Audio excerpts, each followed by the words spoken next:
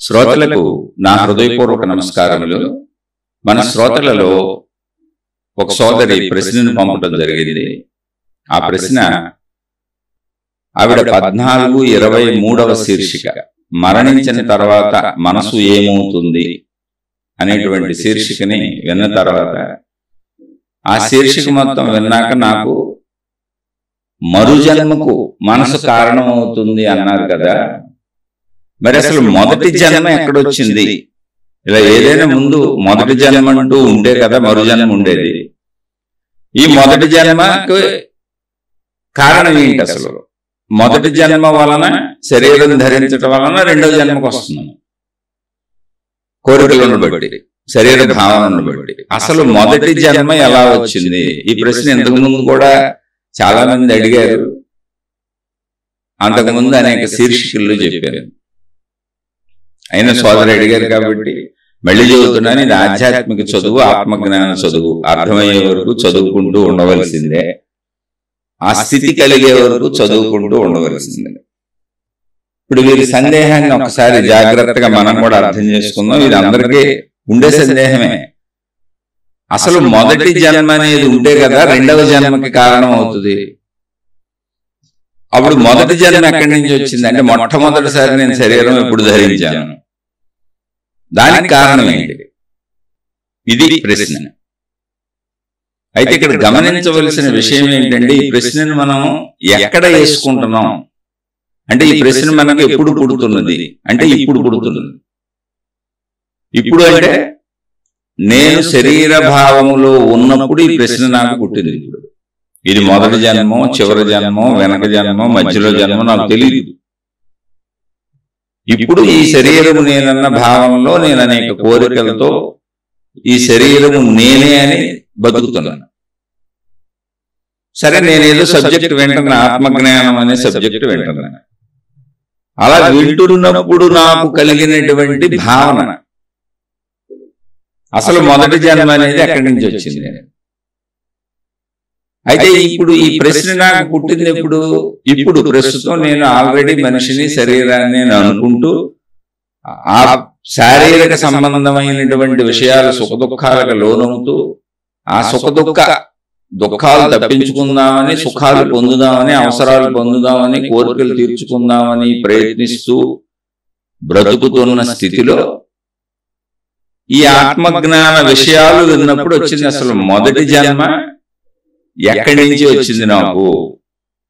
మొదటి జన్మ ఉంటే మిగిలింది మొదటి జన్మ వచ్చింది కాబట్టి ఆ జన్మలో నేను చేసినటువంటి పాపములు, పుణ్యములు, నా భావనలు అన్ని మనసుగా మారినాయి. ఆ మనసు రెండవ జన్మకు కారణమే.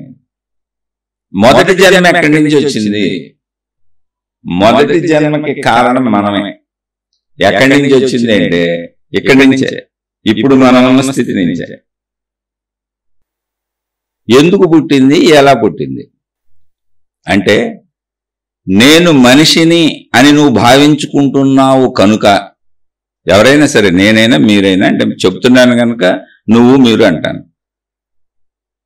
మనిషిని అని మనం భావించుకుంటున్నాం కనుక ఈ శరీరము నేను, మనిషి అంటే ఈ శరీరము నేను అని భావించుకుంటున్నాం కనుక ఆ భావన ఎప్పుడు పుట్టిందో మొదటి జన్మ అప్పుడు పుట్టింది, అక్కడ పుట్టింది.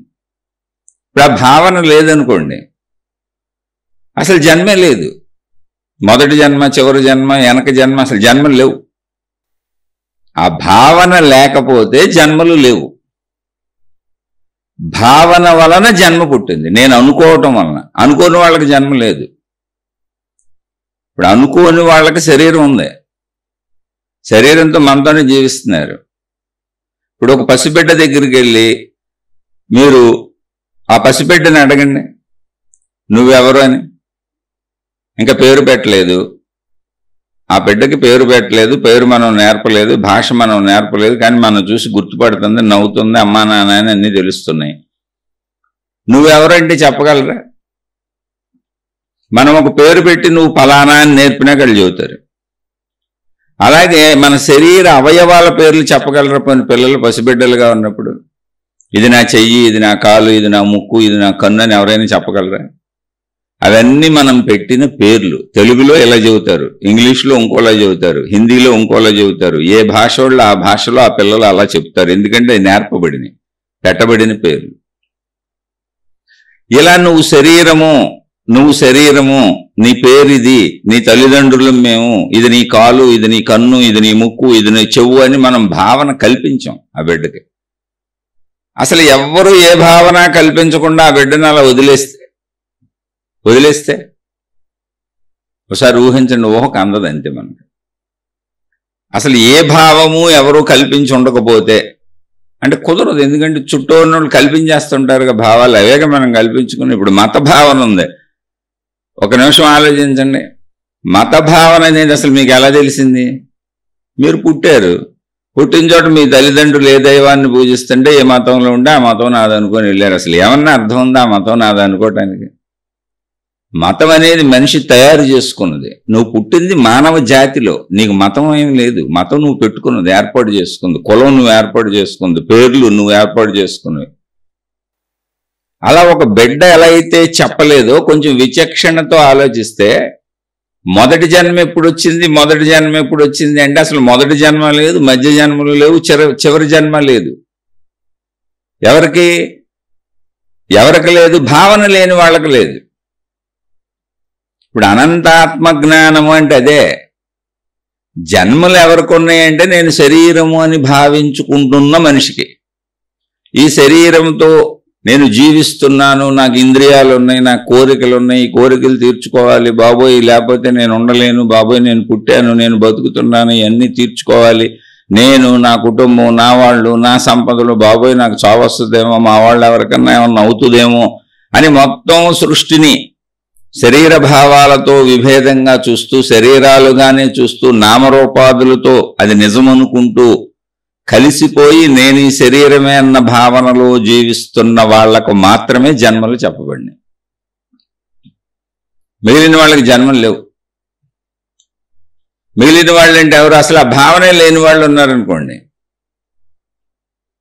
ఆ భావన లేనప్పుడు జన్మ ఉండే అవకాశం లేదు. ఇదేంటండి, సృష్టి అంతా కనపడుతుంది, ఎంత సృష్టి ఉంది, చెట్లు ఉన్నాయి, ఈ గొట్లు ఉన్నాయి, జంతువులు ఉన్నాయి, మనుషులు ఉన్నారు, రోజు జీవిస్తున్నాము, పుడుతున్నారు, చస్తున్నారు, వస్తున్నారు. ఏదో జన్మలు ఉన్నాయి అంటే అర్థమవుతుంది కానీ, బాగుంది కానీ, జన్మలు లేకపోతే మరి ఎలా పుడుతున్నారు? ఈ చచ్చిపోయిన వాళ్ళంతా ఎక్కడికి వెళ్తున్నారు? మళ్ళీ పుట్టుకలేంటి? అది జంతువుల్లో ఉన్నాయి, చెట్లలో ఉన్నాయి. సృష్టి అంతా పోతుంది వస్తుంది. మీరే అనేక శీర్షికల్లో కూడా చెప్పారు, అన్ని గ్రంథాలు చెబుతున్నాయి. మరి అసలు మీరు ఇప్పుడు మొదటి జన్మ ఎప్పుడు వచ్చిందంటే అసలు జన్మే లేదంటున్నారు ఏంటని? అసలు జన్మే లేదనేది కదా ఆత్మజ్ఞాన సిద్ధాంతము. ఇదంతా శక్తి, సర్వవ్యాపక శక్తి. సర్వవ్యాపక శక్తిలో అంటే ఇది మీకు అర్థం అవ్వాలంటే సముద్రంతో పోల్చుకుందాం, అర్థం అవడానికి. ఎందుకంటే శక్తి అంటే తెలియదు. శక్తి అంటే ఎప్పుడూ ఒకటే గుర్తుపెట్టుకోండి, సర్వవ్యాపక అనంత ఆత్మశక్తి అంటే ఆకాశమేనండి, ఇంకేం లేదు. కానీ అది ఆకాశం అని మనకు తెలీదు, ఖాళీ శూన్యం అంటున్నాం. ఎందుకని అంటున్నాం అది కూడా చాలాసార్లు చెప్పాను, మళ్ళీ చెబుతాను. నీటిలో తిరుగుతున్న చేపకే ఒక మనిషికి తెలిసినట్టుగా అది నీరని, నీరు ఘన పదార్థం అని, ఆ ఘన పదార్థంలో నేను తిరగలేనని, అది నన్ను అడ్డగిస్తుందని భావన ఉండి నిజంగా నీరు దాన్ని అడ్డగిస్తూ ఉంటే నీటిలో చేపలు బతకగలవా? నీటిలో బతికే జంతువులన్నీ బతకగలవా అసలు? అంటే ఇప్పుడు నీటిలో బతికే జంతువులు, చేపలు మొదలగు వాటికి నీరు ఎలా కనపడుతుంది? ఖాళీ ప్రదేశంలో కనపడుతుంది. అవి వేటిని గుర్తిస్తున్నాయి? తమలాంటి ఇతర జీవులను గుర్తిస్తున్నాయి. లేదా నీటిలో ఉండే రాళ్ళు, రప్పలు, మొక్కలు, నీటిలో కూడా అడుగుని మొక్కలు ఉంటాయి, అక్కడ పెట్టిన నాచు, వీటిని గుర్తిస్తున్నాయి. నీటిని గుర్తించట్లేదు, అది గుర్తుపెట్టుకోండి. ఇప్పుడు దాని లోకము నీరే, కానీ అది మనం గుర్తిస్తున్నాం, మనకు నీరని తెలుస్తుంది. అది చేపకు నీరని తెలిసేలా లేదు. అది చేపకు అది శూన్యం. నీటి అడుగు నుండి అన్ని జీవులకు అది శూన్యం. శూన్యం కనుకనే అవి విహరిస్తున్నాయి అందులో. అయితే అది నీరు అని మనకు తెలుసు, అది ఘన పదార్థం అని మనకు తెలుసు కనుక మనం నీటిలో బతకలేకపోతున్నాం, మనం బతకడానికి అవకాశం లేదు. అంటే నీటిని మనకి నీడులా కనపడుతున్నటువంటి దాన్ని చేపలు శూన్యం అనుకొని ఎలా జీవిస్తూ బ్రతుకుతూ ఇతరమైన వాటిని గుర్తిస్తున్నాయో, నీరని భావించుకోవట్లేదు, అక్కడ ఏమీ లేదనుకొని తిరుగుతున్నాయి. ఏమన్నా ఉందనుకుంటే అసలు ముందుకు వెళ్ళలేవు అయ్యి అడ్డం వచ్చేస్తుంది కదా. అలాగే మనం అనంత ఆత్మశక్తి సర్వవ్యాపక ఆకాశాన్ని ఖాళీ అనుకొని ఏమీ లేదనుకొని శూన్యం అనుకొని బతుకుతున్నాం. ఎందుకంటే మన చలనానికి, మనం కదలటానికి, మనం ప్రయాణించడానికి ఇక్కడేమి అడ్డం రావట్లా, అవనకు అలా కనపడుతుంది. చేపలు బతుకుతున్న నీరు మనకి నీటిలోనే కనపడింది, కానీ చేపలకి అలా కనపడతలా, అది శూన్యంలా ఖాళీలా ఉంది. అందుకని చక్కగా విహరించి తిరుగుతున్నాయి. ఒక చేపలే కాదు, బోల్డ్ ఉంటాయి సముద్రంలో, కొన్ని లక్షల జీవరాశులు ఉంటాయి. వాటి విహారం అక్కడే, ఎందుకని అది శూన్యంగా వాటికి అనిపిస్తుంది, వాటి శరీర నిర్మాణం అలా ఉంది. అలాగే మన శరీర నిర్మాణం ఈ అనంత ఆత్మశక్తి మనకు శూన్యం అనిపించేలా ఉంది, అంతే మన శరీర నిర్మాణం అది. కానీ చూడగలిగిన వాళ్ళు ఎవరో మనకంటే పై వాళ్ళు ఉంటే, ఆ సూక్ష్మతను, ఆ శక్తిని దర్శించగలిగినటువంటి మనకంటే పై జాతి ఏదన్నా ఉంటే, అంటే చేపలను మనం చూసినట్టు, నీటిలో చేపలను మనం చూసినట్టు అలా ఉంటే, మనం కూడా ఒక శక్తి సాగరంలో, నీటి లాంటి సముద్రం లాంటి ఒక శక్తి సాగరంలో మనందరం జీవిస్తున్నాము, దాంట్లోంచి బయటికి తీస్తే చచ్చిపోతాము అని అప్పుడు తెలుస్తుంది. ఎవరికి వాళ్ళకి తెలుస్తుంది, మనకి తెలియదు ఎప్పటికీ. మనకెప్పటికీ ఇది ఖాళీ శూన్యం. అయితే ఈ శూన్యము ఖాళీ అనే దాన్ని శక్తి అని అర్థం చేసుకునే జ్ఞానం మనకుంది, ఇవ్వబడింది మనిషికి. అది కేవలము జ్ఞాన రూపంలోనే తప్ప శరీరపరంగా అనుభవం కాదు. అందుకని అనంత ఆత్మశక్తి, సర్వవ్యాపకమైన ఆత్మశక్తి ఏంటి అంటే చుట్టూ ఉన్న ఆకాశమే. శక్తి ఎలా ఉంది అంటే మనిషికి శక్తి ఎలా ఉందని, మనకంటే పైన ఉన్నటువంటి ఎవరికైనా ఉండుంటే తెలిసి ఉండొచ్చు ఆ శక్తి ఎలా ఉందో. ఎందుకంటే చేపలలో బ్రతుకుతున్న నీటి లోకం ఎలా ఉంది, నీరు ఎలా ఉందో మనకు తెలుసు. ఈ శక్తి ఎలా ఉంది మనకు తెలియదు. మనకంటే పైవాళ్ళు మనకు ఎవరో తెలియదు, వాళ్ళు చెప్పలేదు, అసలు ఉన్నారో లేరో కూడా మనకు తెలియదు, అనుభవం లేదు. ఉదాహరణకి చెప్పానంటే. అలాంటి ఒక శక్తి సాగరంలో ఉన్నాం మనం. ఈ శక్తియే సర్వ విశ్వమునకు మూలము అన్నారు. ఎందుకంటే మానవుడు ఎటు ప్రయాణించినా అనంతంగా సర్వవ్యాపకంగా ఆకాశం ఉంది. మొత్తం గ్రహాలు, గోళాలు, నక్షత్రాలు అన్నీ ఆకాశంలోనే ఉన్నాయి. అన్నీ ఆకాశం అనే దాంట్లోనే ఉన్నాయి. ఆకాశ లక్షణములు పరిశీలించినప్పుడు దాన్ని గమనిస్తే పంచభూతములు కనబడుతున్నాయి. ఇంకా పరిశీలిస్తే దాని గుణములు 3 కనబడుతున్నాయి. తమోగుణం, రజోగుణం, సత్వగుణం కనబడుతుంది. ఇలా అన్నింటినీ కలుపుకుంటే ఆకాశములో ఉన్నటువంటి శక్తి యొక్క చైతన్య కదలికలు నిరంతరం కదులుతూనే ఉన్నాయి. ఎక్కడ తనలో తను, అంటే మనలో భావాలు కదిలినట్టుగా, సముద్రములో కెరటాలు కదిలినట్టుగా. ఇప్పుడు ఈ శక్తి సాగరాన్ని సముద్రంలో ఊహించుకోండి. సముద్రంలో కెరటాలు వస్తున్నాయి, వెళ్తున్నాయి. అసలు అదేంటి? సముద్రంలో వచ్చి వెళుతున్న కెరటములు ఏమిటి, ఆ తరంగములు ఏంటి, అలలేంటి? సముద్రపు నీరేగా. ఇప్పుడు అందులో మొదటలేది, మధ్యలేది, చివరలేది, 1, 2, 3, 4, 5, 6, 7, 8, 9 అలలు ఎలా చెప్పగలం? అలలు అని అయితే అన్నాం, కెరటాలు అని అయితే అన్నాం. సముద్రంలోనే ఎగిసిపడి, సముద్రంలోనే కదిలి, సముద్రంలోనే కలిసిపోతున్నాయి. ఇప్పుడు ఒక అలను తీసుకొని అది మొదటి జన్మ అన్నాం అనుకోండి, దానికి ఇప్పుడు దాని 2వ జన్మ, 3వ జన్మ, 4వ జన్మ ఎలా చెప్పగలం? అసలు అదే మొదటి జన్మ అని ఎలా చెప్పగలం? అది సముద్రంలోనే ఉంది. అది సముద్రంలోనే ఉన్నప్పుడు దానికి కెరటము అలా అనే పేరు మనం ఎగిసిపడిన దశలో చెబుతున్నాం, కానీ అది సముద్రమే.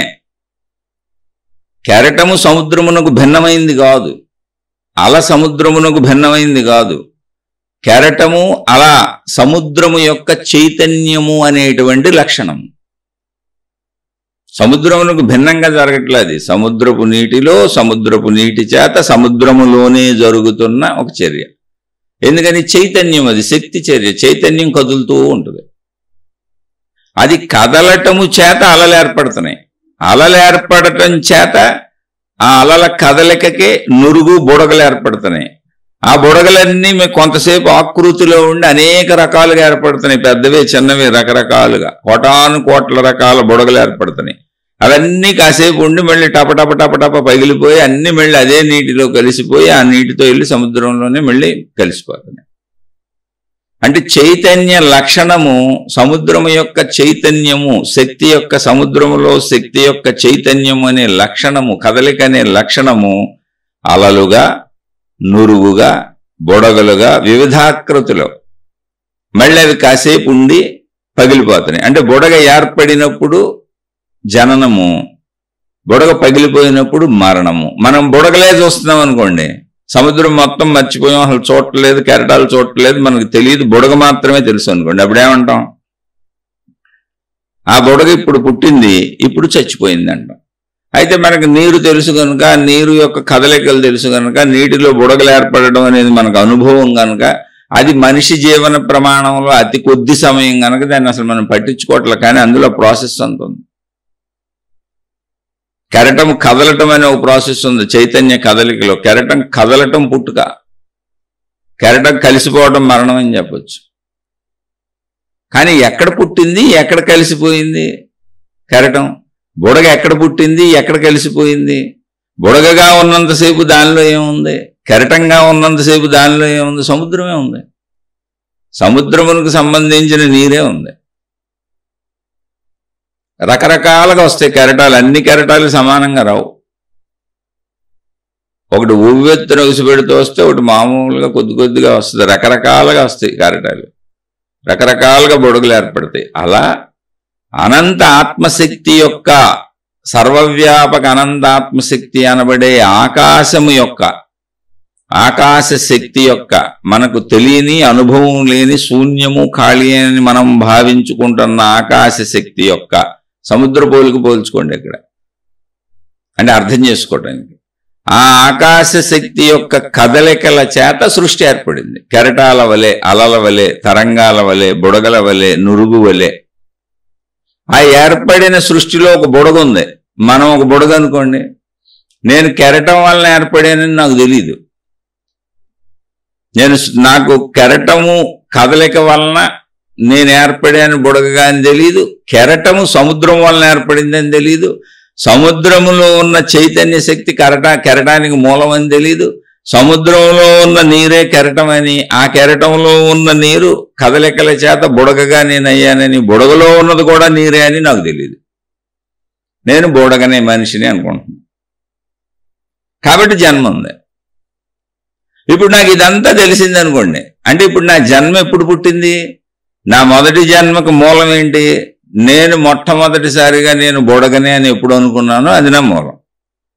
నేను అసలు బుడగనే అనుకోలేదు అనుకోండి, ఇప్పుడు ఆ బుడగ ఏమవుతుంది? కాసేపుడికి పగిలిపోద్ది. పగిలిపోతే ఏమవుతుంది? కెరటంలో కలిసిపోద్ది. కెరటంలో కలిసిపోతే ఏమవుతుంది? వెనక్కి సముద్రంలో కలిసిపోతుంది. ఇది ఎప్పటికైనా ఈ కెరటాలు, బుడగలు, ఈ తరంగాలు ఆగుతాయా? ఆగటం అనేది ఉంటుందా? ఉండదు. ఎందుకని? అది చైతన్యము గనుక. మరి ఆగటం ఏముంది?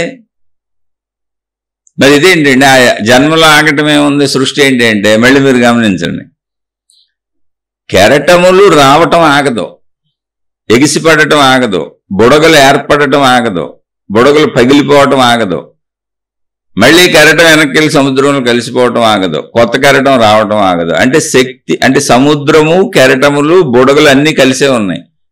ఆ కదలికలు ఆగవు. ఆ కదలికల వలన కదులుతున్నటువంటి కెరటములు, బుడగలు సృష్టి. దానికి ఆధారం సముద్రము. అది సముద్రంలోనే జరుగుతుంది, కానీ ఆధారతను గుర్తించట్లే మనం.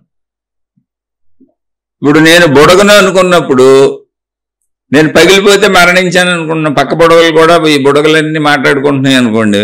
కొన్ని వందల వేల బుడగలు ఏర్పడినాయి, బుడగలన్నీ మాట్లాడుకుంటున్నాయి. ఒక బుడగ చచ్చిపోతే దుఃఖపడుతున్నాయి అనుకోండి. ఎందుకని? అన్నీ తమను తాము రూపంతో ఐడెంటిఫై చేసుకున్నాయి బుడగలుగా. అదే జీవులు. చైతన్య శక్తి, ఆత్మశక్తి, ఆకాశ శక్తి యొక్క చైతన్యము చేత, దానిలోనే దాని చేతే ఏర్పడబడినటువంటి జీవులు. నేను మనిషిని అనుకున్నాం కనుక జన్మలో ఉన్నట్టు కనపడుతుంది. బుడగ వచ్చింది, బుడగెళ్ళి నేను బుడగను అనుకున్నప్పుడు నేను పుట్టాను, నేను గుర్తించాను, నన్ను బుడగగా ఐడెంటిఫై చేసుకున్నాను, కాబట్టి నేను ఉన్నాను, ఇప్పుడు పుట్టాను. నాకు భిన్నమైన బుడగలు బోల్డ్ ఉన్నాయి. బుడగ పగిలిపోయింది, నేను మరణించాను, లేదా నా పక్క బుడగ పగిలిపోయింది, అయ్యో పక్కోళ్ళు మరణించారు అన్నప్పుడు ఇక్కడి నుంచి మళ్ళీ జన్మలోనే మళ్ళీ కొత్త కెరటాలు వస్తే కొత్త బుడగలు ఏర్పడతాయి. పాత బుడగలు ఏమన్నా వాటిని చూస్తున్నాయి అనుకో, కొత్త బుడగలు ఏర్పడినట్టు, పుట్టినట్టు, చచ్చిపోతున్నట్టు కనపడుతూ ఉంటుంది. ఇదంతా అసలు ఎక్కడ జరుగుతుంది? సముద్రములోనే, సముద్రముతోనే. సముద్రము చైతన్య శక్తి కనుక సముద్రములో ఉన్నటువంటి కదలికలు అలలుగా, తరంగములుగా, ఆ కదలికల వలన బుడగలు నురుగుగా ఏర్పడుతున్నది. బుడగలు, నురుగు, తరంగములు సృష్టి. అది కదులుతూ కనపడుతుంది. సముద్రం నిశ్చలంగా ఉన్నట్టు ఉంటుంది. మీరు ఈ కెరటాలను దాటేసిన సముద్రాన్ని చూడండి, అసలు కదలనట్టు నిశ్చలంగా ఉన్నట్టు ఉంటుంది.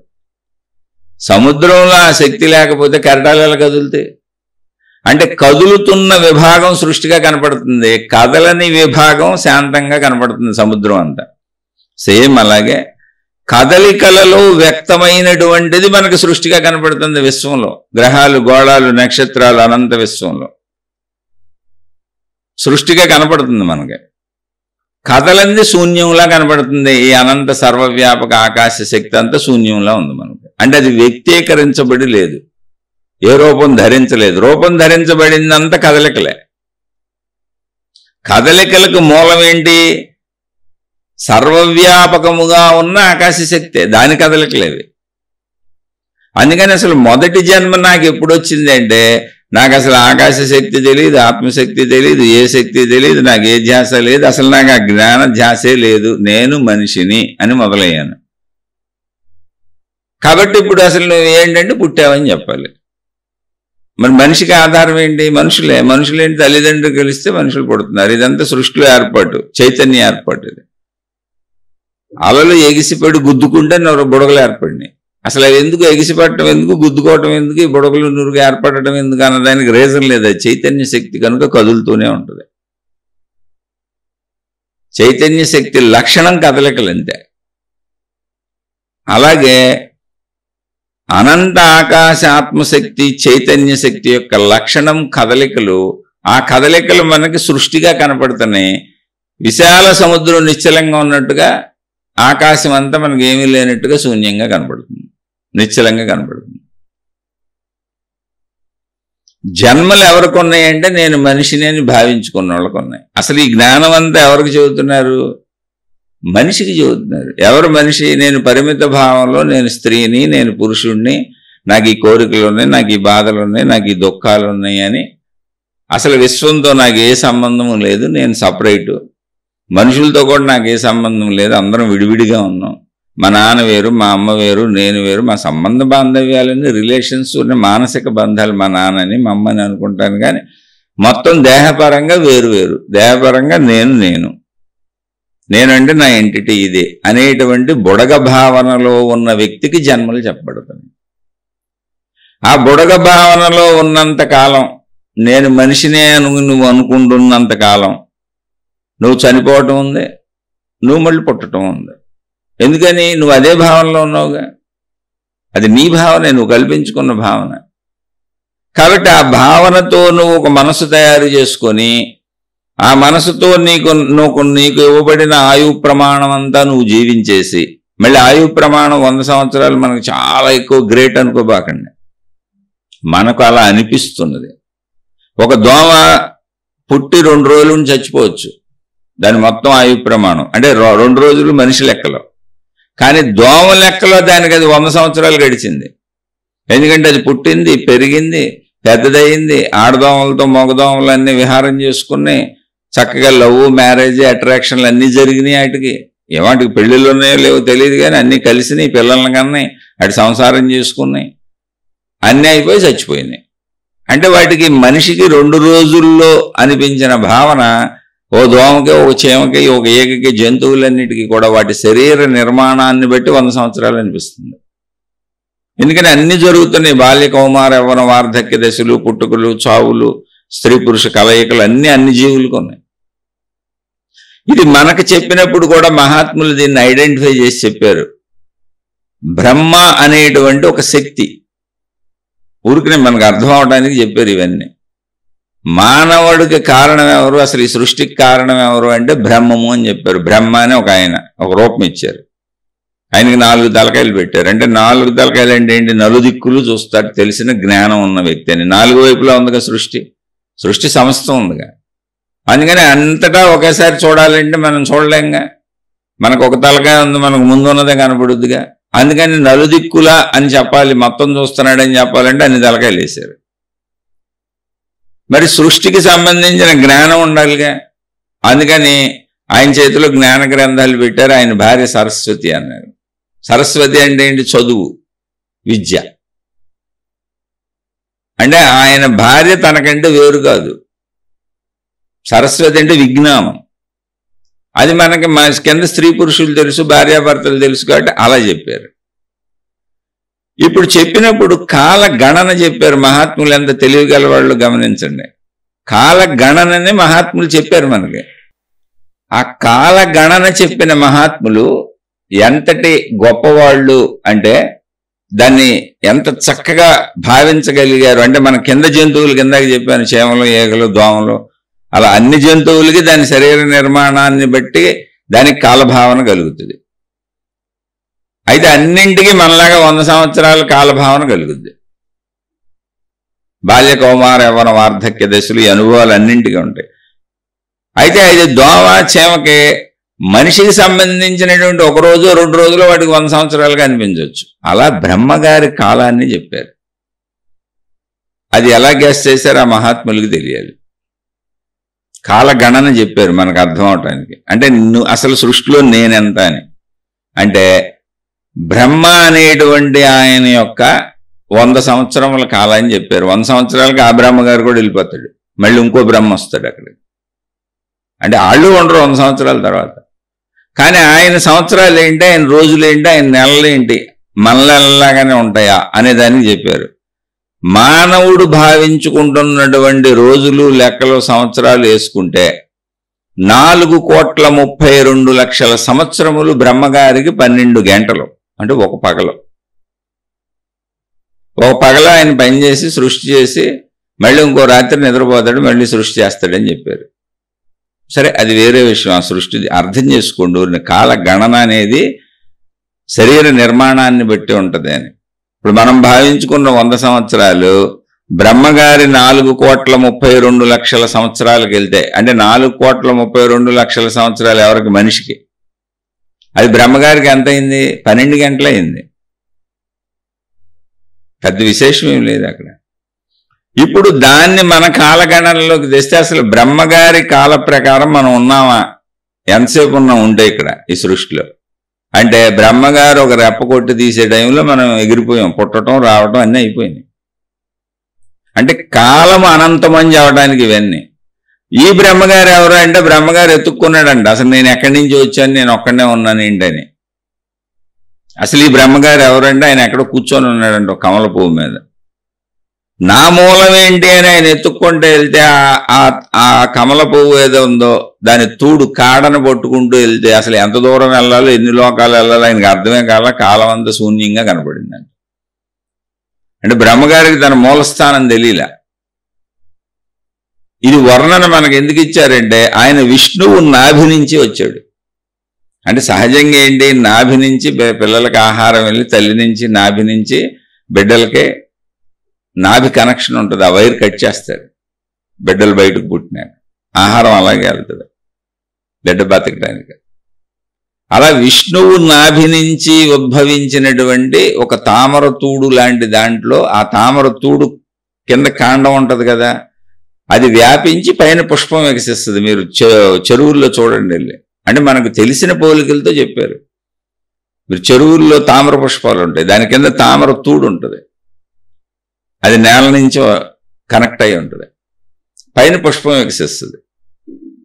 అలా విష్ణుమూర్తి నాభి నుంచి వచ్చినటువంటి ఆ పుష్పంలో బ్రహ్మ ఉన్నాడు. అది ఎంత దూరం ఉంది బ్రహ్మకి అంటే అసలు బ్రహ్మకి విష్ణు కాలం తెలియదు. అంటే విష్ణువు కాలాతీతుడు, సర్వవ్యాపి. విష్ణువు అనే పదం ఏంటి అంటే విష్ణు అంటే సర్వవ్యాపి అని అర్థం. అంటే సర్వముగా వ్యాపించున్నటువంటి ఆకాశతత్వములో జరిగినటువంటి క్రియేషను. కాలం ఎక్కడ మొదలైంది అంటే నేనున్నాను అన్న ఓ భావన బ్రహ్మకు కలిగింది మొదట. నేను బ్రహ్మనే అంటే మనకు కలిగినటువంటి ఒక భావన. అందులోంచి ఇంక సృష్టి సాగుతుంది. నేను పలానా, నేను ఇది, నాకు అది, నాకు అవి కావాలి, ఈ కావాలని సృష్టి చేసుకుంటూ వెళ్ళిపోతుంది. అంటే ఏంటి, ఒక స్థితికి బాగా వెనక్కి వెళ్ళిపోతే అసలు కాలమే లేదు, అది సర్వవ్యాప్తం అంతే. కాలం ఎక్కడి నుంచి ఉంది అంటే భావన మొదలైన చోట నుంచి, నేను అనే భావన మొదలైన చోట నుంచి కాలం ఏర్పడింది. ఆ కాలములో సృష్టిలో జీవులు అనేకంగా ఉన్నాయి. దేని కాలం దానికి ఉంది. దాని శరీర నిర్మాణాన్ని బట్టి అది కాలాన్ని భావించుకుంటుంది. ఈ భావన ఎక్కడ మొదలైందో మన జన్మ అక్కడ మొదలైంది. అంటే భావన లేకపోతే మళ్ళీ జన్మ లేదు. ఇప్పుడు మనం గాఢ నిద్రలోకి వెళ్ళిపోయారు, మీరున్నారు. అసలు నేనన్న భావన ఉందా, ఈ సృష్టి భావన ఉందా, నా సంపదల భావన ఉందా, నాకు ఇష్టులు అయిష్టులు అనే భావన ఉందా, ద్వేష భావనలు ఉన్నాయా, ఆనంద భావనలు ఉన్నాయా? ఏ భావన లేదు అసలు. అసలు సృష్టి లేదు, మాయమైపోయింది గాఢ నిద్రలో. మళ్ళీ మెలకు వచ్చినాక మనం ఉందంటే మనం శరీరం నేనని ఎప్పుడు భావన మొదలైందో అప్పుడు సృష్టి అంతా ఉన్నట్టు కనపడుతుంది. శరీరం ఎప్పుడైతే నేను కాదు అని నిద్రలోకి వెళ్ళిపోయిందో సృష్టి అంతా వెళ్ళిపోయింది.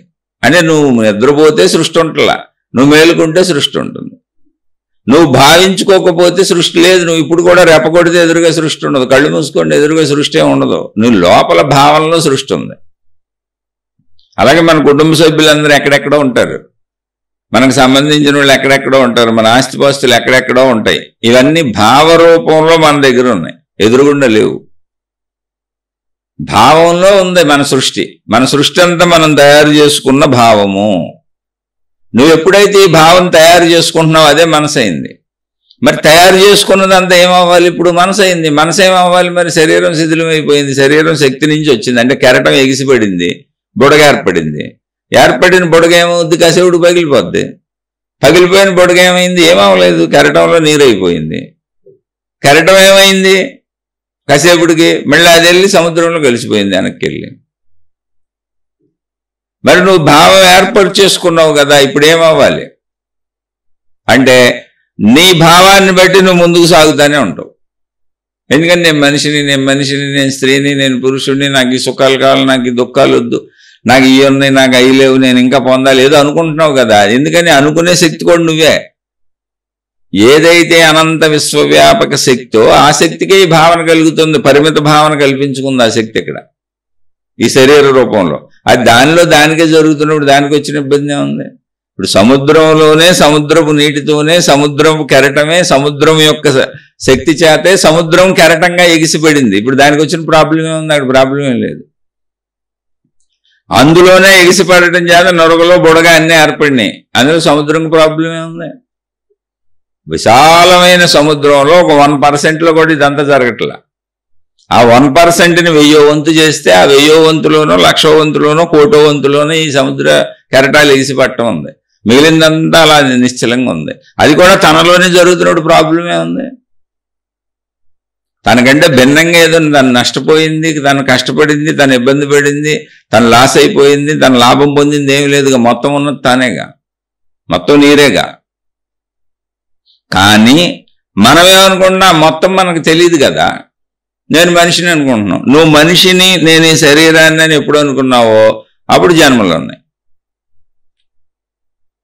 దీనికి మొదటి జన్మ చివరి జన్మ లేదు. నువ్వు భావించుకున్నదే మొదటి జన్మ, నువ్వు భావన వదిలేసింది చివరి జన్మ. మళ్ళీ చాలా చక్కగా తెలుసుకోండి. అంటే చాలా కొంచెం క్లిష్టంగా ఉంటుంది, కానీ అర్థం చేసుకోవాలి, ఇదే సత్యం. నువ్వు భావించుకున్నది మొదటి జన్మ. నువ్వు నేను అనంతాత్మశక్తిని అని తెలుసుకుంటే అదే చివరి జన్మ. అసలు జన్మలే లేవు. అనంత ఆత్మశక్తికి జన్మలు ఉన్నాయా? సముద్రానికి, ఇప్పుడు సముద్రంలో ఎగిసిపడే కెరటాలకి జన్మలు ఉన్నాయా? బుడగలు ఉన్నాయా? సముద్రాన్ని పట్టుకొని చూడండి. అంటే సముద్రం వైపు నుంచి చూస్తే లేవు, బుడగ వైపు నుంచి చూస్తే అయ్యో పుట్టాను చచ్చిపోయాను. ఎప్పుడు తెలిసింది? బుడగగా నేను బుడగనని భావించుకుంటే. ఎన్నిసార్లు పుట్టావో ఎన్నిసార్లు చచ్చిపోయావు నీకేం తెలియదు, ఎవరో చెప్పారు ఆ విషయం. బుడగలు ఇలా పుడతానే ఉంటాయి, చస్తానే ఉంటాయి, బోళ్ళు బుడగలు వస్తున్నాయి, చస్తున్నాయి. అవును, కెరటాలు వస్తున్నాయిగా. కెరటాలు వచ్చినప్పుడల్లా బుడగలు వస్తానే ఉంటాయిగా. అలాగే కెరటంగా ఏడుస్తుంది అనుకోండి, అయ్యో కెరటం అయ్యాను, మళ్ళీ వెళ్ళి కలిసిపోయానే, కెరటం అయినప్పుడు పుట్టినట్టు, కలిసిపోయినప్పుడు చచ్చిపోయినట్టు భావించుకుంటుంది అనుకోండి. ఏది మొదటి జన్మ, ఏది చివరి జన్మ అందులోనే జరుగుతున్నప్పుడు నీ భావన ఆగిపోవటమే. కెరటానికి నేను సముద్రం అనే భావన తెలిసింది అనుకోండి, ఇంకా దానికి అసలు మొదటి జన్మ లేదు, చివరి జన్మ లేదు.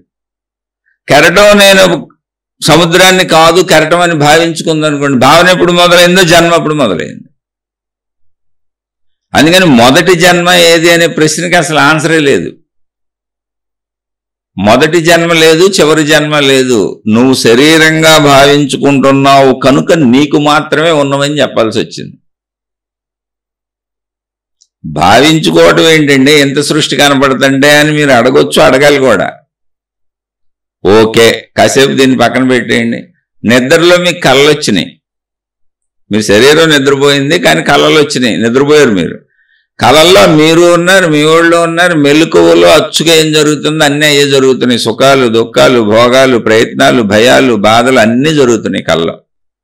ఎంత చక్కగా జరుగుతున్నాయంటే అది నిజమే అని లేచిపోయి కూడా కూర్చుంటాం. అసలు ఇది కళైనా నిజంగా జరిగిందా అనుకుంటాం. కాకపోతే వాస్తవ జీవితంలో మనం మంచం మీద ఉన్నాం, పడుకున్నాం అనే విషయాలు మనకు తెలుసు కనుక దాన్ని కళగా తీసి వదిలేస్తాం. కానీ కళలో మరి సృష్టి అంతా ఎలా జరిగింది? కళలో ఇంతమంది మనుషులు, ఇంత సృష్టి, ఇంత ప్రదేశము, ఇన్ని వాహనాలు, కళ్ళ మొత్తం బయట ఉన్నాయి, అవన్నీ ఉన్నాయిగా. విశ్వం అంతా ఉందిగా కళ్ళలో. చెట్లు, పుట్లు, గొట్లు, రోడ్లు, మనుషులు, జంతువులు, బిల్డింగులు అన్నీ ఉన్నాయిగా. మీకు తెలిసిన అన్నీ ఉన్నాయి కళ్ళలో. మీరు కూడా ఉన్నారు, పైగా మీ కళ్ళలో మీరు కూడా ఉన్నారు.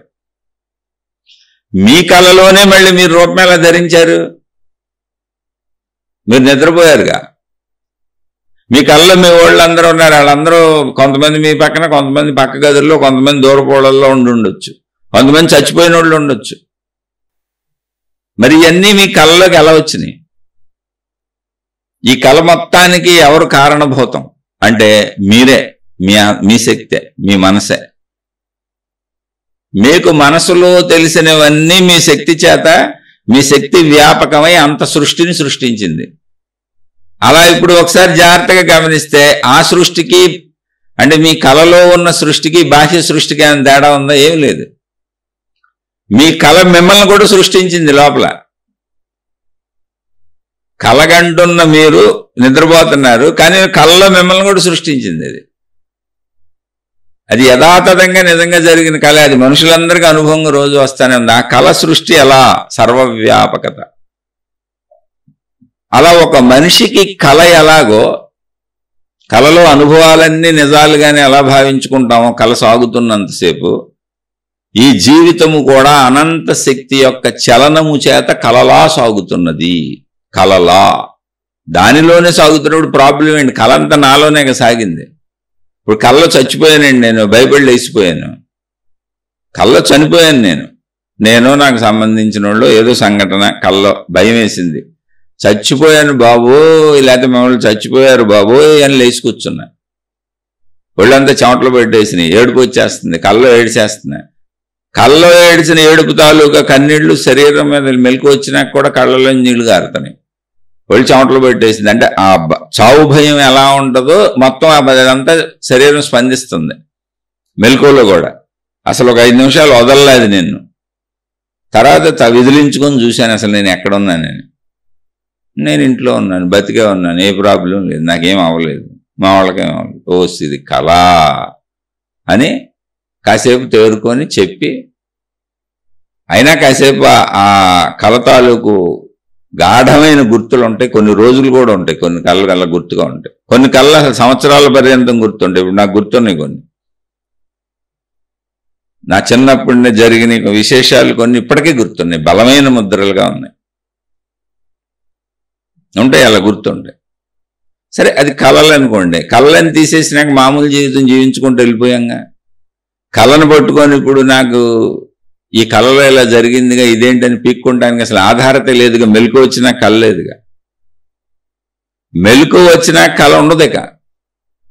అలాగే నా మొదటి జన్మ ఏంటి, నా చివరి జన్మ ఏంటి, అసలు నేను ఎందుకు పుట్టాను, ఎప్పుడు పుట్టాను, మొదటి జన్మ ఎలా వచ్చింది అనేది కళలా సాగుతున్నటువంటి నేను ఈ శరీరం అనే భావనలో జరుగుతున్న సృష్టిలో మీకు మెలకువ వచ్చింది అనుకోండి, మెలకువ అంటే ఏంటి? మోక్షము, ఆత్మసాక్షాత్కారం.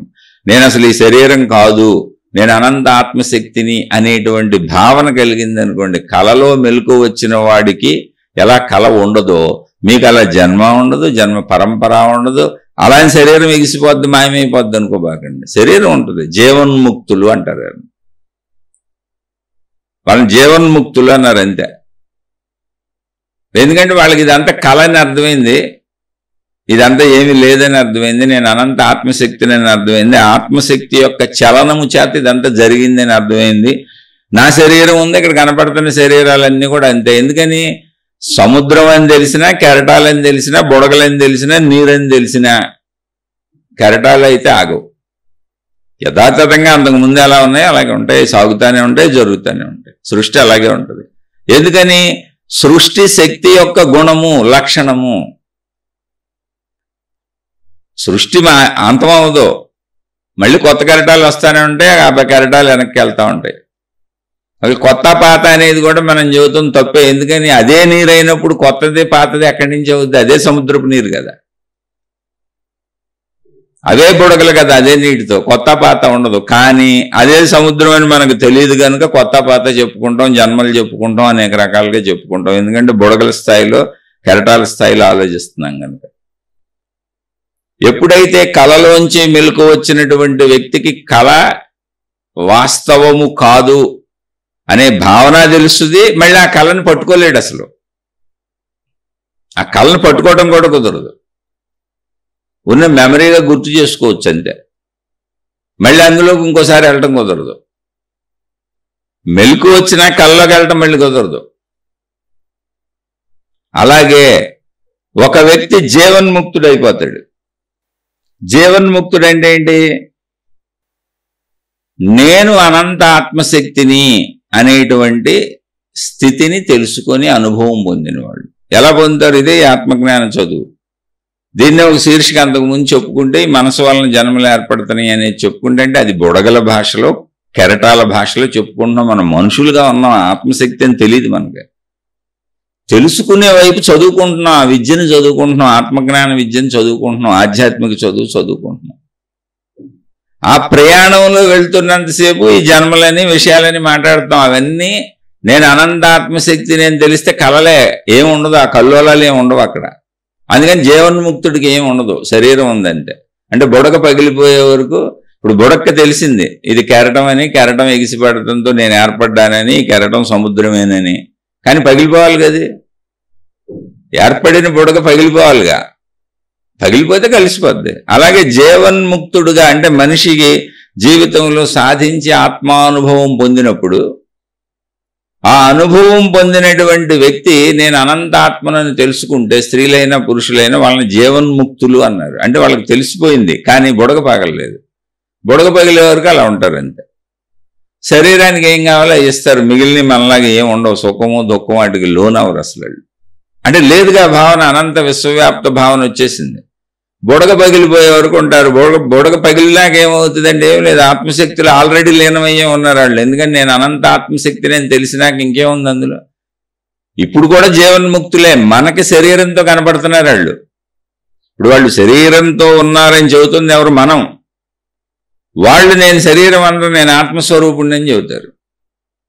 మీరు వెళ్ళి అడిగితే మీరు ఈ శరీరమేనా అంటే కాదు, నేను ఆత్మస్వరూపుణ్ణి, అనంత ఆత్మశక్తిని, నేను నాకు రూపమేం లేదని చెబుతారు. ఖచ్చితంగా అలా చెప్పిన మహాత్ములు బోల్డ్ మంది ఉన్నారు. వాళ్ళు ఉండబట్టి ఇదంతా చెప్పుకొని ముందుకు నడుస్తున్నాం. అది అనుభవం అయినాక ఇక జన్మలు లేవు, మొదటి జన్మ లేదు, చివరి జన్మ లేదు. ఇప్పుడు ఈ ప్రశ్న అడిగిన వాళ్ళు అడిగింది మొదటి జన్మ ఎప్పుడు ఏర్పడింది అన్నారు. కాబట్టి మొదటి జన్మ ఎప్పుడు అంటే మీరు నేను ఈ శరీరం అని ఎప్పుడు భావించుకున్నారో అప్పుడు. ఇంకా అక్కడి నుంచి జన్మలు సాగుతూనే ఉన్నాయి. మీరు ఎప్పుడు భావించుకున్నారో ఇప్పుడు భావించుకుంటున్నారు కదా, అంతే.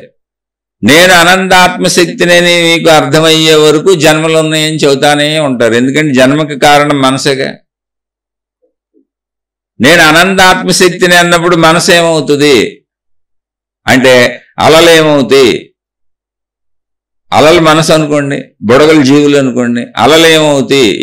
అలలు సముద్రంలోకి వెళ్తుంటే వస్తుంటాయి, వెళ్తుంటే వస్తుంటాయి. అలలు సముద్రం వేరు కాదుగా అసలు. అంటే మనసు ప్రాణశక్తిలో కలిసిపోయే ఉంది. కలిసిపోయి ఉన్న మనసు నేను బుడగను అనుకోవటం చేత, ప్రాణశక్తి తెలియకపోవటం చేత నేను బుడగని శరీరాన్ని నాకు మనసు ఉంది అనుకుంటున్నాను తప్ప మనసు దాటి ప్రాణశక్తికి వెళ్ళట్లే. మనసు ప్రాణశక్తే. నేను అనంత ఆత్మశక్తి నేను తెలిసినప్పుడు ఇంకా మనసు ఉండదు. మనసు ప్రాణశక్తి అయిపోయి కూర్చుంది. ఎందుకంటే అది ఆల్రెడీ ప్రాణశక్తే.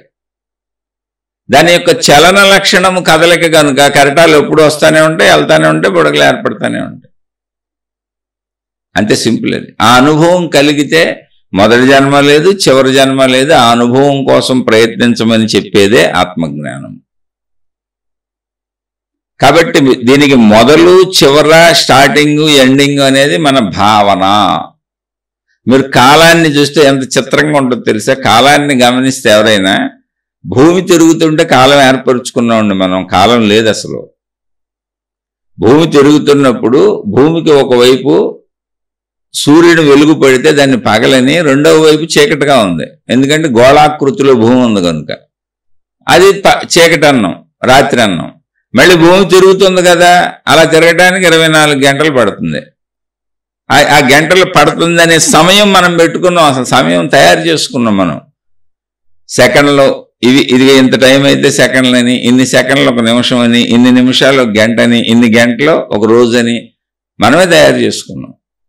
అసలు సెకండ్లు పెట్టుకోబోయి ఉంటే, నిమిషాలు పెట్టుకోబోయి ఉంటే కాలం ఏమి ఉండదు. కాలము మనిషి నడకకి అవసరంగా, జీవితానికి అవసరంగా తయారు చేసుకోబడింది. కాలము కానీ, నామరూపాదులు కానీ, అంటే పేర్లన్నీ మనం పెట్టుకున్నాం. ఎందుకని మనం జీవించడానికి అనువుగా పలాంది దువ్విందే అంటే మనం ఇంకోళ్ళు దువ్వింది, మనం ఒకటి దువ్వింది తెచ్చి, ఒకటి చెంబు తెచ్చి, ఒకటి తెప్పేళ తెచ్చాడు అనుకోండి, ఎలా సాగుద్ది జీవితం? అందుకని దువ్వెనదే అంటే అందరికీ ఇది దువ్వెననే అర్థం అవ్వాలి అనేది దానికి పేరు పెట్టాం మనం. అలా కాలాన్ని కూడా ఏర్పాటు చేసుకున్నాం. ఇంకా చిత్రమైన విషయం తెలుసా మీకు? మనం ఉన్న దేశంలో కాలం ఇది. చాలా దేశాలు కాలాలు, గడియారాలు మార్చుకోమని చెబుతాయి.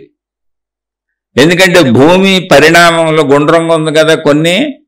కొన్ని దేశాలకి 24 గంటల కాలం ఉండదు. 23 గంటలు, 22 గంటలు, 21 గంటలకే రోజు అయిపోద్ది. అవన్నీ కాలం మార్చుకొని గడియారాలు మార్చుకోమని చెబుతారు. అలా చాలా దేశాలు గడియారాలు మార్చుకుంటుంటాయి.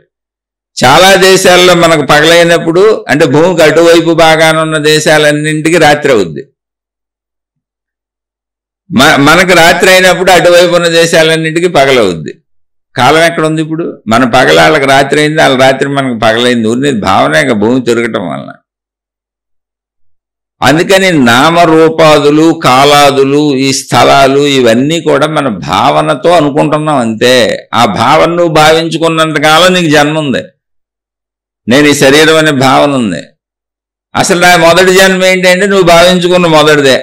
ఇప్పుడు భావించుకున్నానా, వెనక భావించుకున్నానా అని అడగొద్దు. అసలు ఇప్పుడు భావించుకుంటున్నావు కాబట్టి ఇప్పుడుదే అంతే. ఎవరైనా వచ్చి నీకు వెనక నువ్వు 1000 జన్మలు ఎత్తావన్నారు అనుకోండి, చెప్పొచ్చు. మహాత్ములు బోల్డ్ మంది ఉన్నారు, మహానుభావులు. నిరూపణ లేని సత్యాలను చెప్పేటువంటి మేధావి వర్గం ప్రపంచాన్ని భ్రష్టు పట్టిస్తూ అధోగతి వైపు తీసుకెళ్లిపోతున్న మేధావి వర్గం చాలా మంది ఉన్నారు. నీ వెనక జన్మలు చెబుతారు, నీ రాబోయే జన్మలు చెబుతారు, ఇప్పుడు ప్రస్తుత జన్మలో నీ కష్టాలన్నీ తీర్చేస్తారు, కన్నీళ్ళన్నీ తీర్చేస్తారు, అసలు నీకే సమస్య రాకుండా చేస్తారు. కాకపోతే ఏంటంటే నువ్వు వాళ్ళకి డబ్బులు మూల్యం చెల్లించాలి, లేదా సేవలు చేయాలి. నువ్వు వాళ్ళ కోరికలు తీరిస్తే వాళ్ళు నీ కోరికలు తీరుస్తారు. ఒకటే మాట, అది ఏ రూపంలో అయినా. అలాంటి మేధావి వర్గం అంతా ఇటువంటి సహజమైనటువంటి, సర్వసాధారణమైనటువంటి, మనిషికి అర్థమయ్యేటువంటి, ఊరికి చెబితే అర్థమవుద్ది. ఇంతకంటే క్రిటికల్గా ఉంటుంది. ఒక ఇంజనీరింగ్ చదవటం, ఒక డాక్టర్ చదవటం, చదువులు చదువుకోవటం, ఐఐటి కాలేజీలు, ఎంసెట్లు, ఇవన్నీ చాలా క్రిటికల్. అదే చదివేస్తున్నారు మనుషులు. రాకెట్లు వేసుకొని అంతరిక్షానికి వెళ్ళిపోతున్నారు. చాలా క్రిటికల్ ఇవన్నీ. ఒక కారులు తయారు చేయడం, బస్సులు తయారు చేయడం ఎంత కష్టపడాలి, ఎంత మేధస్సు వాడాలో తెలుసా? అన్ని సృష్టిస్తున్న మనిషి తనను తాను తెలుసుకోవటం ఎంత సామాన్యమైన విద్యని, ఎంత సహజమైన విద్యని మనిషిని తెలుసుకోనివ్వకుండా, మనిషిని ఆ వైపు వెళ్ళనివ్వకుండా, సాధన చేసుకోనివ్వకుండా ఇలాంటి మేధావి వర్గం చేరిపోయారు. మతాలు సృష్టించారు, మార్గాలు సృష్టించారు, దేవుళ్ళను సృష్టించారు, మహిమలు సృష్టించారు, మాయలు సృష్టించారు, వాళ్ళకి తోచిన సాధనా విధానాలు పెట్టేశారు. అన్ని వాళ్ళు నాయకులుగా అనుచర వర్గాలను తయారు చేసుకున్నారు. మొత్తంగా మానవ జాతిని భ్రష్టు పట్టించి పక్కకి తీసుకెళ్ళిపోయారు. చాలా సింపుల్, ఇది నీ శరీరంలోనే ఉన్నది. ఇది నువ్వు మామూలు భౌతిక చదువుల కంటే చాలా తేలికైంది. ఇది ఓ ఇంజనీరింగ్ చదివే స్టూడెంట్ బుర్ర పాడైపోతూ ఉంటుంది. అసలు ఎంత చదువుతాడో ఆ పుస్తకాలు ఎన్నెన్ని కనుక్కోవాలో. ఓ ఎంబీబీఎస్ డాక్టర్ ఎన్నెన్ని చూడాలో, ఎన్నెన్ని కనుక్కోవాలో. అంత క్రిటికల్ సబ్జెక్టులే చదవగలుగుతున్నారు వాళ్ళు. ఇదెంత, ఇదిగో చూడండి ఎంత సామాన్యం ఆత్మజ్ఞానం, ఎన్ని గ్రంథాలు ఉన్నాయో. జస్ట్ నువ్వు అలా దాన్ని చదువుకొని అభ్యసించి సాధన చేయాలి, అనుభూతిని నువ్వు పొందాలి. శరీరము నేను కాదు అనే భావం నుంచి నేను అనంత ఆత్మశక్తిని అనే భావం వరకు జ్ఞానం తెలుసుకుంటూ ప్రయాణించాలి, వచ్చే సందేహాలు తీర్చుకుంటూ ప్రయాణించాలి. అలా చూస్తే భౌతిక విద్యల కంటే చాలా తేలికైన విద్య ఆధ్యాత్మిక విద్య.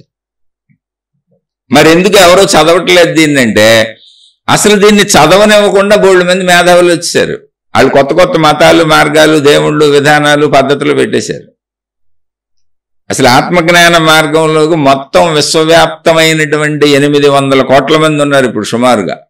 ఇందులో ఆత్మజ్ఞాన మార్గంలో ప్రయాణించే వాళ్ళు 1% కూడా ఉండరు.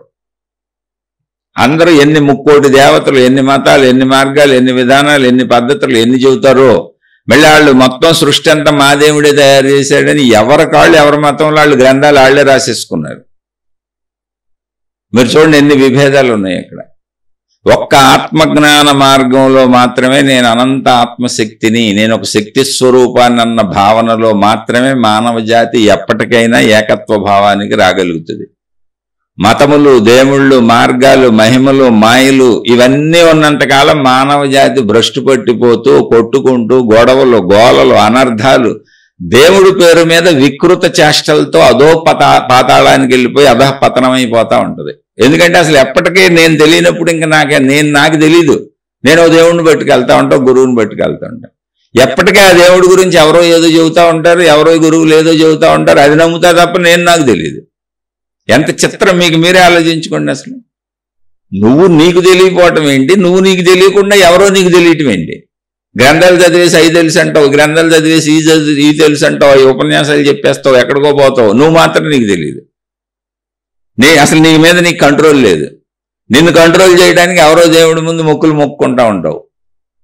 నా తాగుడు మానిపించు, నా సిగరెట్లు మానిపించు, నా ఇలా చెడు గుణాలు పోగొట్టు. నువ్వు కదరా నాయన ఇవన్నీ నేర్చుకుంది, నువ్వు కదా ఇవన్నీ చేస్తుంది, నువ్వు కదా మానేయాల్సింది. అంటే నిన్ను అలా తయారు చేశారు. ఇప్పుడు మొత్తం భూప్రపంచం మీద ఇవే ఉన్నాయి. నిన్నెవరో నడిపిస్తున్నారు, ఆ నడిపించే వాళ్ళు నిన్ను ఇలా చేస్తున్నారు. నువ్వు వాళ్ళని పట్టుకుంటే అది కూడా మా ద్వారా పట్టుకోవాలి. నువ్వు డైరెక్ట్గా పట్టుకోవడానికి వాళ్ళు దొరకరు, మేము పవిత్రులము. మా ద్వారా పట్టుకోవాలంటే మేము చెప్పినవన్నీ చేయాలి, మేము అడిగినవన్నీ ఇవ్వాలి. నువ్వు మా కోరికలు తీర్చి మేము నీ కోరికలు, నీ అవసరాలు తీర్చే ప్రయత్నం చేస్తాం. తీరవచ్చు, తీరకపోవచ్చు, నువ్వు సావచ్చు. ఒకవేళ తీరలేదనుకో అది నీ కర్మ, ఒకవేళ తీరిని అనుకో అది మా మహిమ, మా దేవుడు మహిమ, మా మహిమ, మా మత మహిమ. నేను ఎవరిని విమర్శించట్లా. అతి తేలికైన నీ శరీరంలోనే ఉన్న నిన్ను నువ్వు తెలుసుకునేటువంటి అతి సహజ విద్య ఆత్మజ్ఞాన విద్య. ఎందుకు మనిషిని ఇన్ని వంకర్లు తిప్పేసి ఎటో తీసుకుపోతున్నారో అర్థం కావట్లా.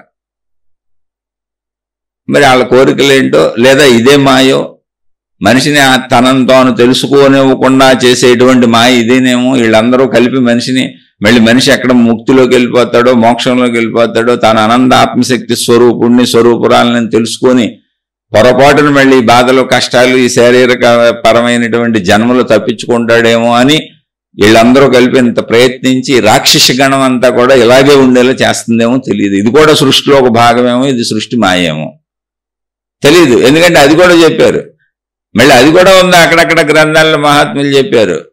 ఆ మాయ వదిలితే తప్ప నువ్వు సత్యాన్ని తెలుసుకోలేవని. ఆ మాయ రూపంలో పట్టుకునే వాళ్ళు ఎవరంటే వీళ్ళే దేవుడి పేరు మీద, మతాల పేరు మీద సృష్టించి అసలు నిన్ను నువ్వు తెలుసుకోవడం అని ఒక్క పాయింట్ తప్ప మిగిలినవన్నీ నేను అంటించేశారు తీసుకెళ్ళి. సినిమాలు, షికారులు, పార్కులు, వ్యసనాలు ఎలా అంటించుకున్నామో మనం, అలా తీసుకెళ్ళి నీకు అనేకం దేవుడి పేరు మీద అంటించాడు. ఆ దేవుడు ఎక్కడ ఎవరో కనపడరు. సందుకి ప్రార్థనాలయాలు, సందుకి అనేక రకాల అన్ని మతాలకు సంబంధించినవి కట్టేశారు. కట్టింది మనుషులే. ప్రార్థనాలయాలు మనం కట్టుకున్న ఇళ్ళు లాంటివే, ఆ స్థలాలు మనం ఇళ్ళు కట్టుకున్న స్థలాలు లాంటివే. అనేక భావాలని తయారు చేసేసారు అక్కడ.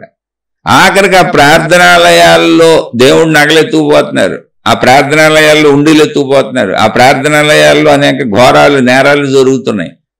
మరి దేవుడు ఏం చేయడా అంటే ఆ ప్రశ్న మీకు పుట్టదు. దేవుడికి ఏముందండి అని వాళ్ళే చెబుతారు. ఆయనకి ఏముందండి, మంచోడిని ఆశీర్వదిస్తాడు, చెడ్డోడిని ఆశీర్వదిస్తాడు, దొంగ ఎత్తుకెళ్తానంటే ఎత్తుకెళ్ళమంటాడు అని మళ్ళీ వీళ్ళే చెబుతారు ఉపన్యాసాలు.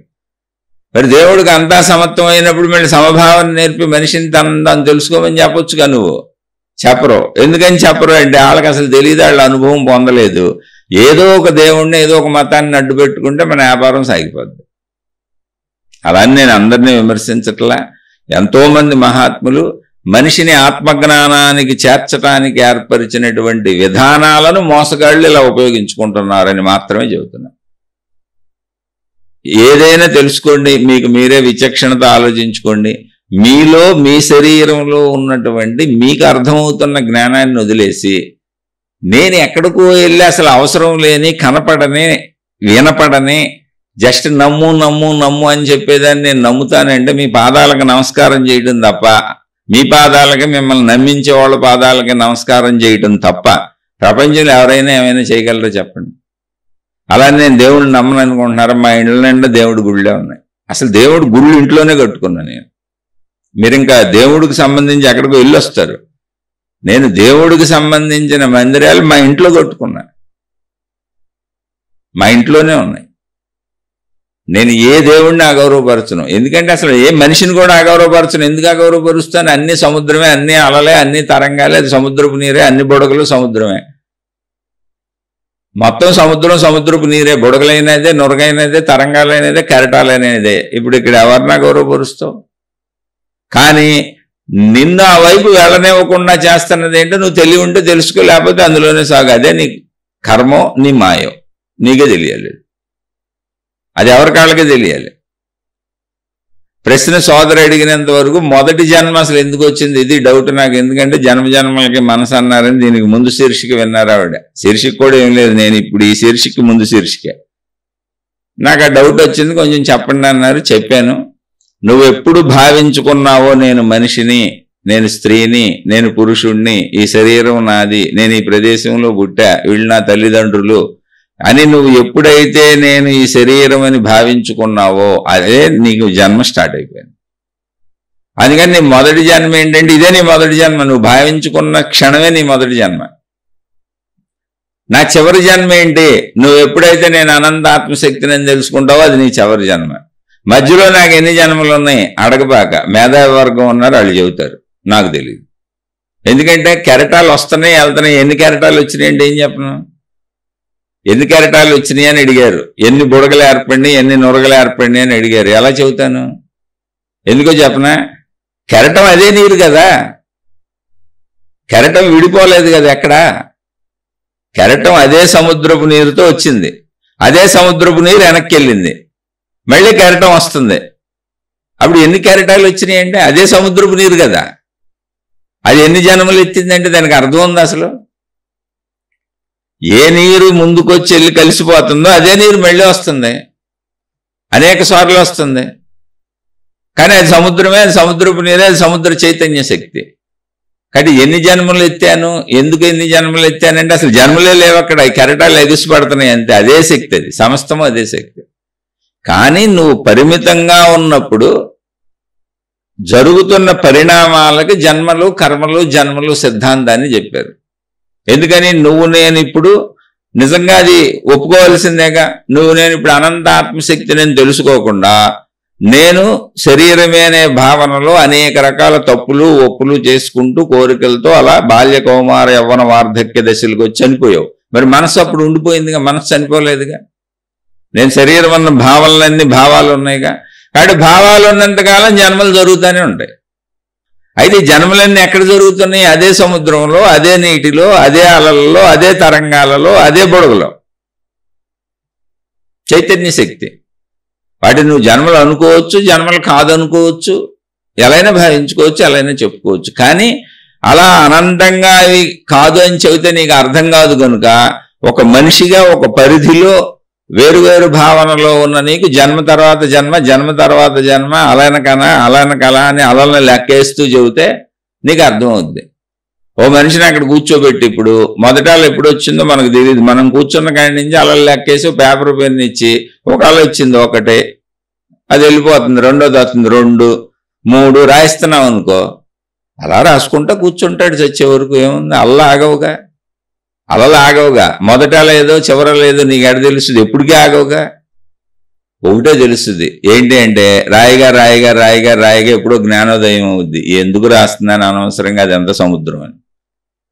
వెళ్ళిన నీరే కదా వస్తుంది, వచ్చిన నీరే కదా వెళ్తుంది. వచ్చిన నీరు సముద్రంలోదే, వెళ్ళిన నీరు సముద్రంలోకే.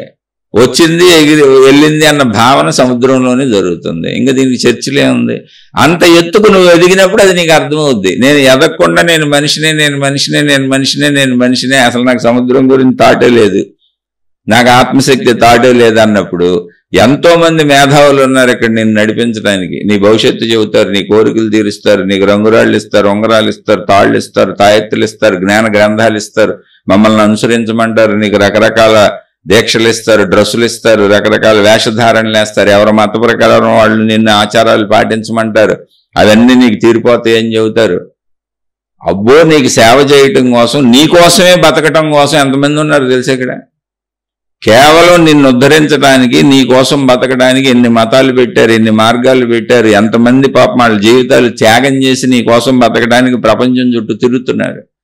మేము నిన్ను ఉద్ధరిస్తాం, నీకు మేలు చేస్తాం, ఇదిగో ఈ దేవుడితో తిరుగుతున్నాం, ఆ దేవుడితో తిరుగుతున్నాం, ఈ మతంతో తిరుగుతున్నాం, మాకేమీ లేదు, మేమంతా గురువులు మహాత్ములు అని అలా తిరుగుతూ నిన్ను ఉద్ధరించడం కోసం కోట్ల మంది ఉన్నారు. ఇల్లు వాళ్ళు చెప్పినవన్నీ పట్టుకొని తిరిగి నీకే అనుభవం అవుతుంది. అయితే ఇక్కడ నేను ఎవరిని కించపరచట్లే, అన్నీ నిజమా కాదా ఆలోచించండి. నిన్ను ఉద్ధరించడానికే మరి వీళ్ళందరూ ఉంది. ఈ మత ప్రచారాలు ఎందుకు, ఈ మార్గ ప్రచారాలు ఎందుకు, ఈ దైవ ప్రచారాలు ఎందుకు, అసలు ఈ గురువులు ఎందుకు, ఈ మహాత్ములు ఎందుకు, ఈ జ్ఞానులు ఎందుకు, వీళ్ళందరూ ఎందుకు ఈ రోడ్ల మీద ఇన్ని ప్రచారాలు చేస్తున్నారు? అసలు టీవీల్లో యాడ్లు వచ్చేస్తున్నాయి, గూగుల్లో యాడ్లు వచ్చేస్తాయి, నీకు యూట్యూబ్లో యాడ్లు వచ్చేస్తాయి. ఏంటి, పేస్టులు సబ్బులు కాదు, మహాత్ములే. మా కోర్సులు జాయిన్ అవ్వండి. పెద్ద పెద్ద గురువులు, ప్రపంచ ప్రఖ్యాత గురువులు. అంటే అంత డబ్బులుండి వాళ్ళు యాడ్లు ఇవ్వగలుగుతున్నారు. యాడ్లు ఇవ్వలేని వాళ్ళు వాళ్ళ శిష్యులతో యాడ్లు ఇప్పించుకుంటున్నారు, మౌత్ టు మౌత్ యాడ్లు.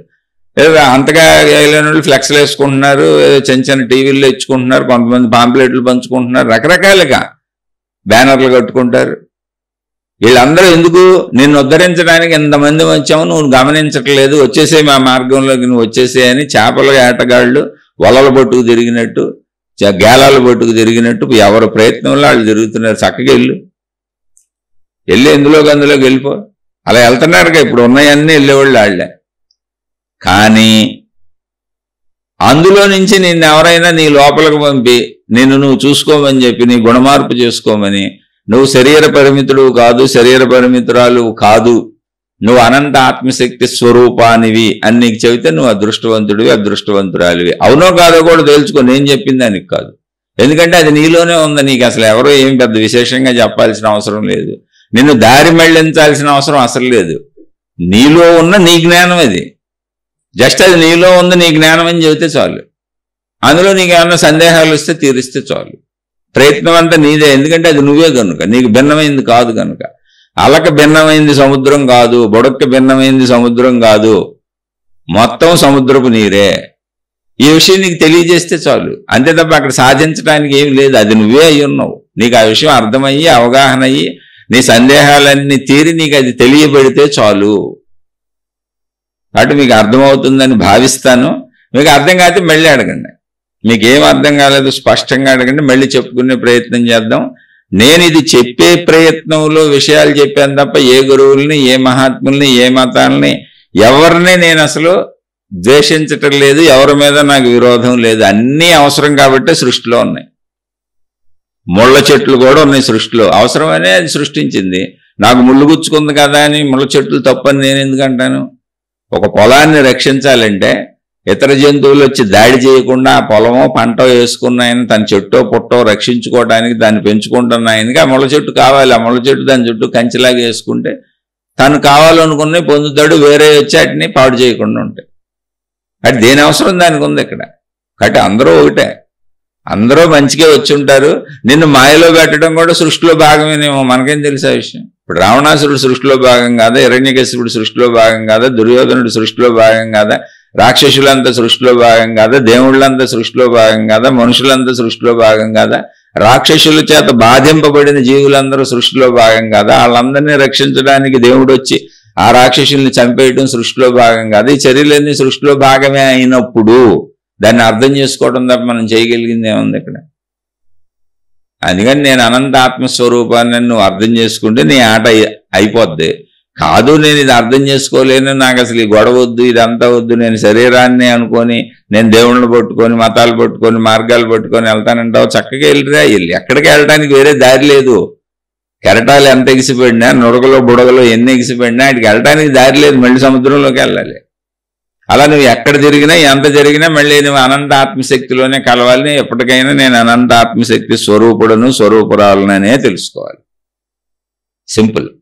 నీ మొదటి జన్మ ప్రశ్న ప్రకారం మీ మొదటి జన్మ నేను శరీరం అని మీరు భావించుకున్నది మీ మొదటి జన్మ. మీ చివరి జన్మ నేను అనంత ఆత్మశక్తిని అని మీరు భావించుకొని అనుభవం పొందితే అదే చివరి జన్మ. మధ్యలో జన్మలు అడగద్దు, నాకు తెలియదు. మధ్యలో జన్మలు చెప్పగలిగినటువంటి పండితులు చాలా మంది ఉన్నారు. ఇంకా వాళ్ళంతా మధ్యలో నడుపుతా ఉంటారు. ఇవన్నీ త్రిశంకు స్వర్గాలు. ఎవరెందులో కావాలంటే అందులో నడవచ్చు. మళ్ళీ చదువుతున్న విమర్శ లేదు, ఎందుకంటే అంత ఆత్మ అయితే దేన్ని విమర్శించను? ఆ త్రిశంకు స్వర్గాలు ఉండటం కూడా ఆత్మశక్తిలో భాగమేనేమో అంటున్నారు. ఇప్పుడు దొంగలు ఇక్కడ ఉన్నారు, దోపిడీదారులు ఉన్నారు, మనుషులు ఉన్నారు, మంచోళ్ళు ఉన్నారు, చెడ్డోళ్ళు ఉన్నారు. అంతా సృష్టి కాదా? అంత సృష్టి నిర్ణయం కాదా? సృష్టి ఇచ్చిన వెసులుబాటు కాదా? తప్పులు చేయకూడదు అని ఎవరు తప్పులు చేయకూడదు అని సృష్టి నిర్ణయించి ఉంటే అసలు తప్పులు జరుగుతాయా? కాదు, సృష్టి స్వేచ్ఛ ఇచ్చింది జీవులకి. నువ్వు ఎలా అయినా జీవించు, ఆ కర్మ ఫలితాలు నువ్వు అనుభవించాను. అలాగే మనం నడక కూడా స్వేచ్ఛ ఉంది. ఆత్మజ్ఞాన మార్గం వెళ్తావా, మత మార్గమా, నీకు నచ్చిన మార్గంలో నువ్వు వెళ్ళు, దాని కర్మ ఫలితం అనుభవిస్తాం, అంతే. ఏముంది అందులో? ఆలోచించండి. అర్థమైతే ఆచరించే ప్రయత్నం చేయండి. అర్థమయ్యి అర్థం కాకుండా ఈ శీర్షికకి సంబంధించి నిజంగా నేర్చుకోవాలన్న ఆత్మజ్ఞాన జిజ్ఞాస, ఆధ్యాత్మిక చదువు మీద ఆసక్తి ఉండి సందేహం కలిగితే తప్పకుండా మీ సందేహాన్ని తెలియజేయండి. మళ్ళీ దాని గురించి మాట్లాడే ప్రయత్నం చేస్తాను నాకు తెలిస్తే. అలా అని నేను చెప్పినవన్నీ సత్యాలని అసలు నేను అనటం లేదు. నేను సామాన్యుడిని. ఎక్కడైనా నేను తప్పులు మాట్లాడాను, సరిగ్గా చెప్పలేదు, ఇతను కరెక్ట్గా మాట్లాడలేదు, ఇతను చెప్పింది కరెక్టే కాదు అని వందల వేల లక్షల మందికి అనిపించవచ్చు. మీ అందరి పాదాలకి నమస్కారం. దయచేసి నన్ను క్షమించి వదిలేయండి, అతి సామాన్యుడిని. అందుకే నేను ప్రత్యేకంగా ఎవరి పేరు చెప్పను. ఏ మతాల పేర్లు, ఏ సంస్థల పేర్లు. మోసాలు చేసిన వాళ్ళు బోల్డ్ మంది ఉన్నారు, ఫోటోలతో సహా యూట్యూబ్లో ఉన్నాయి. వాళ్ళ పేర్లు ఉపయోగించి కూడా చెప్పొచ్చు. నాకేం పని? ఇప్పుడు దొంగలు ఎవరో పోలీసులు చూసుకుంటారు, మనకేం పని? శిక్షలు ఏమయ్యాలో కోర్టులు చూసుకుంటాయి, మనకేం పని? కుక్క పని కుక్క, గాడిద పని గాడిది చేయాలి. అందుకని అయితే ఆధ్యాత్మికతలో సాగుతున్నాం కనుక పేర్లు, ఊర్లు, విషయాలు లేకుండా ఇలా మనం తప్పుదోవకెళ్ళే అవకాశం కూడా ఉంది. జాగ్రత్త అని చెప్పవలసిన అవసరం ఉంది. ఇప్పుడు రోడ్డు మీద కారు వేసుకెళ్తున్నప్పుడు కారుకు బ్రేక్ ఎందుకు పెట్టాడు? ఎవరైనా అడ్డం వస్తే బాబు జాగ్రత్త అని. ఒక స్టీరింగ్ ఎందుకు పెట్టాడు? ఎడు తిప్పుకోవాలో చూసుకోను ఆయన అని. నువ్వు ఆగాల్సిన చోట ఆగు, వెళ్ళాల్సిన చోట వెళ్ళు. నేనైతే అన్ని రకాల ఫెసిలిటీస్ ఇచ్చాను, కానీ డ్రైవ్ చేసుకోవడం నువ్వే చేసుకోవాలి అని. ఇది కూడా అంతే, జ్ఞానం కూడా అంతే. నేను చెప్పాల్సినవన్నీ చెప్పాను. మీకు ఎటు కావాలంటే అటు వెళ్ళొచ్చు, డ్రైవింగ్ మీదే, మీ ఇష్టం. యద్భావం తద్భవతి. బుద్ధి కర్మానుసరణే. మీ బుద్ధి మీ లోపల ఉన్నటువంటి అభిరుచులను బట్టి మీ ఆ అభిరుచులకు తగ్గ కర్మలను అనుసరించి సాగుతూ ఉంటుంది. నాదేనంతే, మీదేనంతే. శుభమస్తు. మరలా మరొక కొత్త శీర్షికతో కలుసుకుందాం.